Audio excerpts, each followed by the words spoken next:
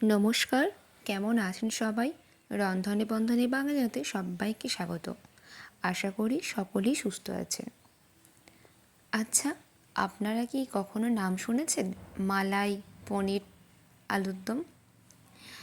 তো ভাবলাম একটুখানি অন্যরকমভাবে আলুর দম করা যাক। অনেক সময় তো কাশ্মীরি আলুর দম, এমনি আলুর দম খেয়েই থাকেন। তো ভাবলাম একটুখানি মালাই পনির আলুর দম করা যাক। তো চলুন দেখা যাক তাহলে আজকের রেসিপি মালাই পনির আলুর দম। কিছুই না, খুব সহজ এই রেসিপি। প্রথমেতে আলুগুলোকে দিয়ে দিতে হবে। যে আলুগুলো ব্যবহার করবে আলুগুলো যেন খুব বড় সাইজ না হয়, একদম মিডিয়ামের থেকেও মিডিয়াম, মানে ছোট বলা যেতে পারে, ছোট থেকে একটুখানি বেশি বড়, সেই আলুগুলোকে ব্যবহার করবে। আলুগুলো খুব ভালো করে তেলেতে ভাজতে হবে, একদম লাল লাল করে। ঠিক যেমন আমরা কাশ্মীরি আলুর দম করার সময় আলুগুলো ভাজি লাল লাল করে, ঠিক তেমনই ব্রাউন ব্রাউন কালার করে আলুগুলো একদম ভালো করে ভেজে নিতে হবে।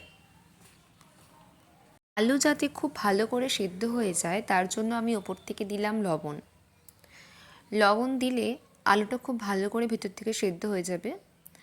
আর হ্যাঁ, আপনারা একটা কাজ করতে পারেন, যখন আপনারা আলুটা ভাজবেন না তখন একটা কাঁটা চামচে করে আলুর গায়ে একটু ফুটো ফুটো করে দেবেন।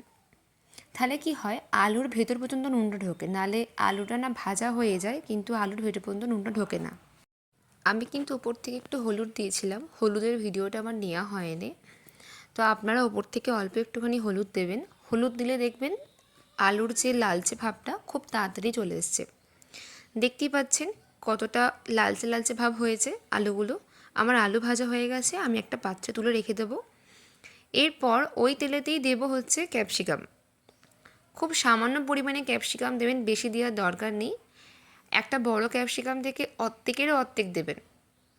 আর দেবো ওপর থেকে অল্প একটুখানি হিং। যেহেতু নিরামিষ রান্না হচ্ছে তাই হিংটা অবশ্যই ব্যবহার করবেন। আমি এখানেতে মশলা দিলাম, সেটা হচ্ছে ধনে গুঁড়ো, জিরে গুঁড়ো, হলুদ গুঁড়ো, কাশ্মীরি লঙ্কার গুঁড়ো, আর এমনি একটু লঙ্কার গুঁড়ো তাতে ঝালটা হয়, আর হচ্ছে আদা বাটা। সবগুলো খুব ভালো করে জল দিয়ে মিশিয়ে নিয়েছি। আর দিয়েছি এর মধ্যে টক দই, 2 চামচ মতো আমি টক দই ব্যবহার করেছি। মশলার যে বাটি ধোয়া জল সেইটাকেও দিয়ে দিলাম। এরপর মশলাটা খুব ভালো করে ফুটতে দেবো, যতক্ষণ না তেল ছাড়ছে মশলা থেকে, ঠিক ততক্ষণ পর্যন্ত। দেখতেই পাচ্ছেন খুব ভালো করে তেলটা ছেড়ে গেছে। এরপর আমি ওপর থেকে দিয়ে দেবো পনির। আমি এখানেতে পনিরটাকে গ্রেট করে দিয়েছি, আপনারা পনিরটাকে গ্রেট করেই দেবেন, নাহলে পনিরটা ডেলা পাকিয়ে যায় অনেক সময়। খুব ভালো করে পনিরটা দেওয়ার পর মেশাতে হবে, নাহলে পনিরটা নিচে ধরে যাওয়ার ভয় থাকে। এরপর আমি দেবো ওপর থেকে অল্প পরিমাণে লবণ। সামান্য পরিমাণে লবণ দেবেন, কারণ আলুতে আগে থেকেই লবণ দেওয়া আছে, সেই ভেবে লবণটা দেবেন আপনারা। মশলাটা খুব সুন্দর করে কষে গেলে ওপর থেকে ভেজে রাখা আলুগুলোকে দিয়ে দিতে হবে। দিয়ে এবার আলুর সঙ্গে মশলাটা খুব সুন্দর করে মিশাতে হবে। সময় একদম উপর থেকে একটু ঢাকা দিয়ে দেবো, যাতে আলুর সঙ্গে মশলাটা খুব ভালো করে ঢুকে যায়। 10 মিনিট ঢাকা দিয়ে রেখেছিলাম, দেখুন খুব সুন্দর করে আলুটা ফুটে গেছে। খুব ভালো করে নাড়াতে হবে, আর তেলটা খুব সুন্দর ছেড়েছে। এইভাবে আলুর দম করে রুটি বা পরোটা বা লুচির সঙ্গে খেতে খুব ভাল লাগে। এরপর দেবো ভাজা মশলা। এখানেতে ধনে, জিরে আর হচ্ছে শুকনো লঙ্কাকে আমি একটু শুকনো খোলায় নেড়ে গুঁড়িয়ে নিয়েছি। ভাজা মশলাটা আমি ওপর থেকে দিয়ে দিলাম।